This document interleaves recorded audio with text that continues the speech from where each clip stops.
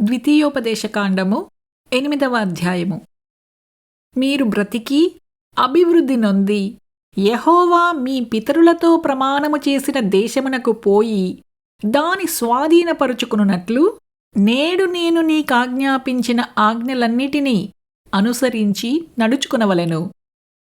మరియు నీవు ఆయన ఆజ్ఞలను గైకొందువో లేదో నిన్ను శోధించి నీ హృదయములోనున్నది తెలుసుకునుటకు నిన్ను అణచు నిమిత్తమును అరణ్యములో ఈ 40 సంవత్సరములు నీ దేవుడైన యెహోవా నిన్ను నడిపించిన మార్గమంతటినీ జ్ఞాపకము చేసుకొనుము.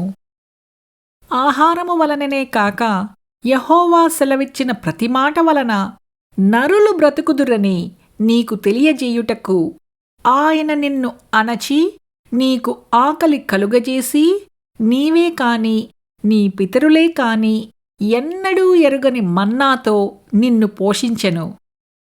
ఈ 40 సంవత్సరములు నీవు వేసుకునిన బట్టలు పాతగిలలేదు, నీ కాలు వాయలేదు. ఒకడు తన కుమారుని ఎట్లు శిక్షించెనో అట్లే నీ దేవుడైన యెహోవా నిన్ను శిక్షించువాడని నీవు తెలుసుకొని ఆయన మార్గములలో నడుచుకున్నట్లును ఆయనకు భయపడునట్లును నీ దేవుడైన యెహోవా ఆజ్ఞలను గైకొనవలెను. నీ దేవుడైన యెహోవా నిన్ను మంచి దేశములో ప్రవేశపెట్టును. అది నీటివాగులను లోయలలో నుండియు కొండలలో నుండియు పారు ఊటలను అగాధ జలములను కల దేశము. అది గోధుమలు, యవలు, ద్రాక్షా చెట్లు, అంజూరపు చెట్లు, దానిమ్మ పండ్లును కల దేశము. ఒలీవ నూనెయు తేనెయు కల దేశము.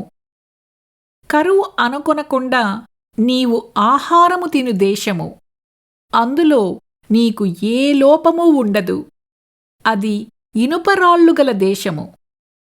దాని కొండలో నీవు రాగి త్రవ్వి తీయవచ్చును.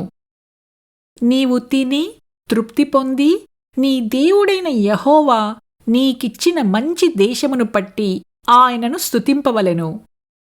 నేడు నేను నీకాజ్ఞాపించు ఆయన ఆజ్ఞలను విధులను కట్టడలను నీవు అనుసరింపక నీ దేవుడైన యెహోవాను మరచి కడుపారా తిని మంచి ఇండ్లు కట్టించుకొని వాటిలో నివసింపగా నీ పశువులు నీ గొర్రెమేకలును వృద్ధి అయి నీకు వెండి బంగారములు విస్తరించి నీకు కలిగినదంతయు వర్ధిల్లినప్పుడు నీ మనస్సు మదించి దాసుల గృహమైన ఐగుప్తు దేశములో నుండి నిన్ను రప్పించిన నీ దేవుడైన యెహోవాను మరిచెదవేమో.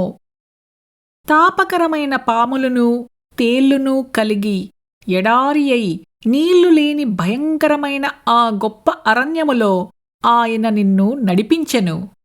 రాతిబండ నుండి నీకు నీళ్లు తెప్పించెను. తుదకు నీకు మేలు చేయవలనని నిన్ను అణచుటకును శోధించుటకును నీ పితరులు ఎరుగని మన్నాతో అరణ్యమున నిన్ను పోషించెను. అయితే మీరు మా సామర్థ్యము మా బాహుబలము ఇంత భాగ్యము మాకు కలిగజేసెనని అనుకొందురేమో. కాగా నీ దేవుడైన యెహోవాను జ్ఞాపకము చేసుకొనవలెను.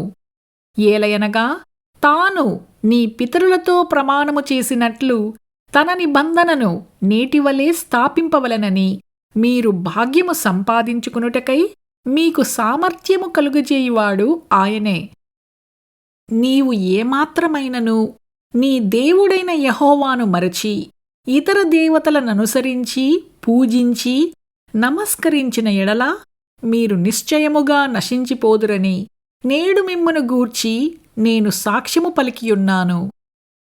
నీ ఎదుట ఉండకుండా యెహోవా నశింపజేయుచున్న జనములు వినకపోయినట్లు మీ దేవుడైన యెహోవా మాట మీరు వినకపోయిన ఎడల మీరును వారివలనే నశించెదరు.